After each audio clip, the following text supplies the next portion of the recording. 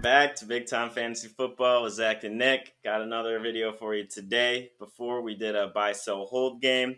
We had so much fun doing it, we thought we'd bring it back. So hopefully you guys enjoyed it because we're doing it either way. So here we are. But before we get into everything, don't forget to like and subscribe. Still a new growing channel, so any support helps, and we appreciate all the love we've been getting. And hopefully we can continue to get some more so we can make a big time with you guys along the way. So that being said, we're going to get into our first guys. We're doing position by position. Nick and I each picked two different positions to give the other guy. So, Nick, if you want to give me your first one, we can get straight into it. Yeah, starting with the primary position, the quarterback position. Here are your three guys. We have Joe Burrow, Anthony Richardson, and the rookie Caleb Williams. Buy, sell, hold. Okay, yeah, and I know all our guys we kind of try to group in the same bracket, just to kind of make them comparable players or at least comparable assets. So let's see what we want to do here. I think I'm gonna start with my sell, and that I'm actually gonna say Anthony Richardson. For the reason that I'm saying that is he's an incredible talent. He's amazing. He was only a rookie last year, so he's only in his second year. But I think people value him really high, as they should. But for me, I just get scared away from him a little bit just because of the injury history. So to be able to get a lot of assets for him, which I think you will, he's probably one of the most valuable assets all around in Dynasty Fantasy Football. So I would sell him, get a pretty penny back, and then you don't have to worry if he is or isn't going to get injury. And then you can just watch him and have fun because he's a great, fun player to watch. For my buy, I'm actually going to go with Joe Burrow. I believe Keep Trade Cut has him at about quarterback 6, but which is higher than Richardson. But I think you could definitely get more for Richardson selling. And then the flip side of that would be Burrow would be cheaper to buy. So I think even though he's higher on that particular ranking, the way I feel is that you could get him for lower. I think he's still a great quarterback, and just if he can get through these injuries, then he's going to show everything that he showed flashes of already. Well, he showed more than flashes, but he's going to really ball out. And then Williams, wait to see what this guy does. If you have him, wait to see him. If you want to buy him, maybe hold off a little bit on buying him. Obviously, he's a great talent. He went number one for a reason. He's going to be in a great offense, but if he underperforms, then maybe people will panic and then get a price on him. Or you can, maybe goes higher and his price goes higher. But I think he's just, as a rookie, he's kind of the wait and see guy Yeah, I don't hate that at all. You're getting rid of the risk in your sell. You're buying Burrow at a discount coming off that there. injury, Also, some risk and there, also, then but yeah, yeah, but you're buying them at a lower price point most likely absolutely. than AR. And then Caleb, we haven't seen a snap yet, so definitely wait and see. Don't go crazy buying all the Caleb Williams shares you can. Don't sell them off because he went to the Bears. Yeah. But yeah, don't hate that at all. You want to give me my first three guys? Yeah, gave you a set of running backs here. So we are going to go James Cook, Josh Jacobs, and Isaiah Pacheco. Okay. Yeah, three guys in that fighting for that back end RB1 spot. Um, and I think I'm going to go with myself first. It's probably going to be James Cook. He was a buy for me earlier this off season, but he doesn't get too much goal line work. At least he hasn't in the past. I know they just drafted a running back as well this off season to kind of spell him out. I know he's a bigger back, so I just don't see him getting too much goal line work, which that caps his upside and his potential, makes it limited. Um, so yeah, I'm going to sell James Cook. I believe he's valued higher than these other two guys right now, so you can probably get the most out of him as well. Um, Going to my buy, I think I'm going to buy Josh Jacobs. A lot of what I'm hearing this offseason is people are moving off of Josh Jacobs, which I think is crazy because he got an upgrade in his team. That Packers offense should be just as dominant as it was in the back half of last year. He's also a tank. He can do pretty much everything that Aaron Jones has done and do it more consistently, I think. So I think he's in for a really good year this year, at least. A lot of people are talking about his contract and how he can move off of. They can move off of him after this year. if he doesn't do well, but he has to end up not playing well. So I think you can really get him at a discount right now. And once people watch him play, they're going to remember how good Josh Jacobs was. He's already had a top 3 year in fantasy. So I'm buying Josh Jacobs, and then I'm holding on Isaiah Pacheco. I think he's pretty properly valued at the moment, but that Chiefs offense, if they do take a step forward, he could increase in value. And um, I don't think it's just going to be pass, pass, pass the whole time. I think he really gained some confidence from that team and that coaching staff this past year. He showed that he can really take on more and more work. And going into this year, I think they're going to give him pretty much all the carries. There's no more Jerick McKinnon there in passing game, so I think he could also get some more receptions, more receiving yards this year. So he is going to be my hold, wait and see on him.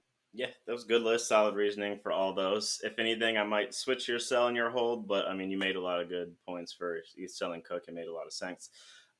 Jacobs, think you nailed it there. Someone that we've talked about that we're kind of confused why everyone is so down on him. I personally think it's because he came into the league young, so he's been around for a while. And I think in people's heads, it's like, oh, he's old. He's been around forever. He's still like, what, 26 or something like that. So he's not an old guy. I mean, he showed recently too that he hasn't really fell off or anything. He was in a terrible offense, putting up an RB1 type season. So I don't know what the holdup is, but yeah, if you can get someone like Jacobs, then you'd probably get him at a discount. I believe too on Keep Trade Cut, he's like a tier down from these other guys too, which Yeah. yeah doesn't really make sense to us. So definitely would have been the buy there for me as well. So good call there. Cool. Yeah. And I'm going to give you your second set of buy, sell, hold. It's going to be receivers. We are going Drake London, Chris Olave, and Malik Neighbors. Okay, we got London, Alave, and Neighbors. So good trio of young receivers there. With the rookie with Neighbors, I think. Let's see. I'm gonna say sell Drake London. I do say that he is the guy I think this next season, and even probably going forward, has the biggest chance of being a star, being a top guy.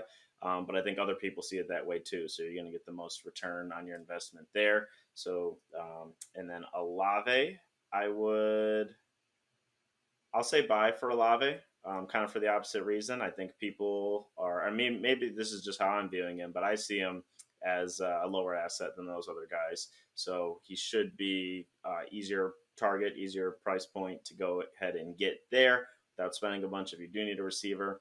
And then I'm going to hold on to Malik Neighbors, or hold on Malik Neighbors, I should say. Neighbors, great talent. He's amazing. He got good draft capital. He did go to the Giants. I know they will try to force feed him, but as I always say, it's a question if Danny Dimes can get him the ball or not. So if they're force feeding him, it's not going in his catch radius, then it's not going to matter. But and then if they have a good season, who knows? Maybe they keep on to Daniel Jones. If they have a bad season, maybe they get a quarterback. So there's a lot of moving parts with there. So I think he's just a good guy to hold on and see where the wind takes him. Yeah. Yeah, absolutely. And I think it's important to keep in mind for you guys as viewers that we're not saying to just go out and sell Drake London no matter what. This is kind of hard to pick between these three guys. We're forced to sell one in this situation. But yeah, I think both of us like all three of these guys, and a lot of these guys we're going to be talking about today. So yeah, love the reasoning you had there. So I'll give you your tight ends then. Ended off with that. We got David Njoku, Evan Ingram, and George Kittle. All right. So three tight ends. I think I'm going to start with myself first, and it's got to be George Kittle. They're all like pretty up there in age, but um, George Kittle, how he gets his fantasy production, it comes in a couple games, a couple spike games, and then the rest of the season, it's just kind of he has the ability to lose you weeks along with winning you weeks. He's not that consistent. Just in the Niners offense, there's so many mouths to feed that you can put him out there, he can score 2 points, or you can put him out there, he can score 30, which is great in terms of like season long fantasy. but on a week to week basis, whether you're doing when you're doing start sit questions and building out your lineup for that week, you really want someone that you can depend on and that you know is going to get you around 10 points. And Kittle's just not that guy. He's the highest on keep trade cut out of these three guys, the most value you probably can get for these three guys. So yeah, he's definitely going to be my sell. I think my buy is going to be Evan Ingram. He was the tight end 2 overall in half PPR last year. The offense, they lost Calvin Ridley, and I believe Zay Jones, but him and Christian Kirk are going to be two staple pieces in that offense again this year. They have the most connection with Trevor Lawrence, as you've said in a previous video. So I really like Evan Ingram to maybe not repeat as the tight end 2 this year, but definitely be in that top 6, 7 of guys. I like Evan Ingram this year. And getting into my hold, then it's going to be David Njoku. He did well in the back half of last year. He did good without Deshaun Watson, but Deshaun Watson is back and the starter again this year. So we'll have to wait and see if he can repeat that production, if they're going to hyper focus him a little bit more now that they've seen exactly what he can do when he has the ball in his hands. So yeah, David Njoku is going to have to be my hold here. Yeah, yeah, I like that. This one might have been the toughest of the groupings that either of us did for me, just because Njoku and Ingram, two of my favorite players overall, but definitely my two favorite tight ends, along with Ferguson, just as far as their price to their upside. Just both of them really good players. Ingram had the great season last year, and like we said, he has the consistency with Trevor Lawrence coming through this year. And Joku is just a freak of nature as an athlete for his size. And then Kittle, great talent, but like you said, he has his booms, his bust. He's the oldest of these guys. He's had the most injury history, so it makes sense to sell him for sure. But that was a tough one, but overall it's fun. I love doing these buy sell hold games. Just a little Oh yeah. kind of not as research intensive, not as information intensive. Just kind of us telling our feelings about some guys, which I think is always pretty fun to do. But yeah, I think that's all that we got for you today, guys. Thanks for tuning in. As always, if you stayed this long, we love you. Don't forget to like, subscribe if you did. If you are here, let us know if you would disagree with us on any of these. But that should be all that we have today. Thank you for tuning in. Yeah.